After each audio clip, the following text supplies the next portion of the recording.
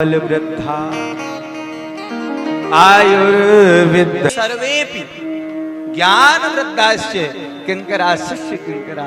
महाराज, कोई धन में बड़ा होता है, कोई बल में बड़ा होता है, कोई आयु में बड़ा होता है। बड़े ध्यान से समझे, कोई धन में बड़ा है, कोई आयु में बड़ा है, कोई बल में बड़ा है, लेकिन सबसे बड़ा कौन है? ते सर्वेपि ज्ञान वृद्धाश्च। जो ज्ञान में बड़े हैं वो सबसे बड़े हैं। किंकरा शिष्य किंकरा।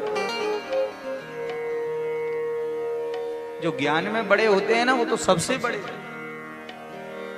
तो इसलिए महाराज, आप विराजे हो तो आपसे अब हम जरूर कुछ ना कुछ पूछेंगे,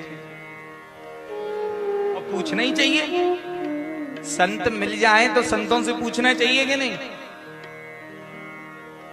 पर जीव क्या प्रश्न करता है संतों के पास जाकर? धन, व्यापार, वैभव, बेटा बेटी, हैं? इनका ही प्रश्न होता है। क्या कभी किसी ने जाकर के ये पूछा कि महाराज जी हमें ये बताओ कि भगवान कहाँ मिलेंगे?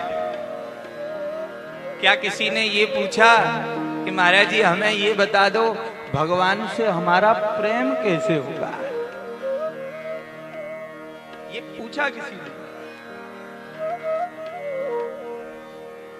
इतने बड़े बड़े विद्वान संत मिले हैं, और आपको क्या लगता है कि आपकी लौकिक चर्चा से संतों को प्रसन्नता होती है?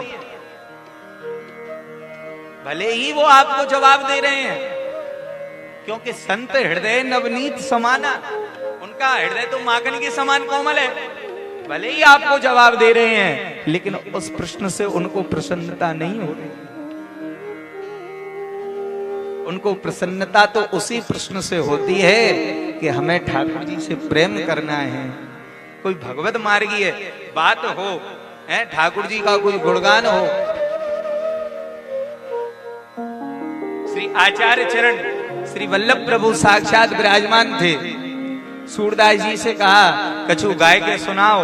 सूरदास जी ने गायबे को नंबर लगायो कि हों पत्तन को नामी। तो वल्लभ प्रभु ने कही, अरे भैया तू अपने गाने गा रहे हो कि ठाकुर जी को गान गावे वो है? ये तो तू अपनी गाता गा रहा है, अपने आप की बात बतला रहा है। अरे कछु हरि चर्चा कर, भगवान को कछु स्मरण कर, कछु भगवान के लिए गा।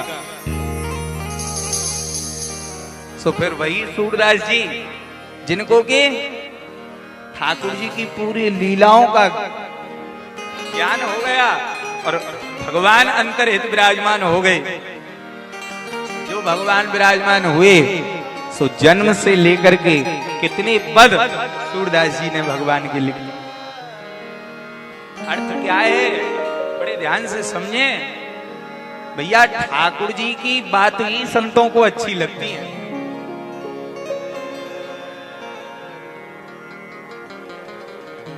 एक बार ये हमारे जो ऊना वाले महाराज जी हैं, राष्ट्रीय संत श्री बाबा बाल जी महाराज, वो विराज रहे थे।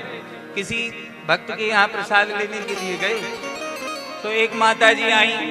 अच्छा, पंजाबियों का थोड़ा सा अलग।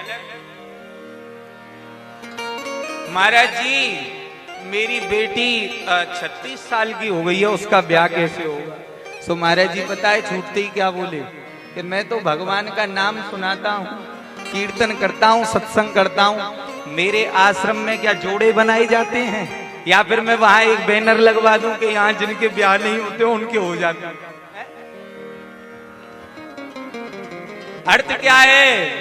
अरे भैया संतों का समागम मिल रहा है तो संतों से जाकर तो केवल यही पूछ लो कि हमें कृष्ण कब मिलेंगे, हम पर ठाकुर जी कब रीझेंगे।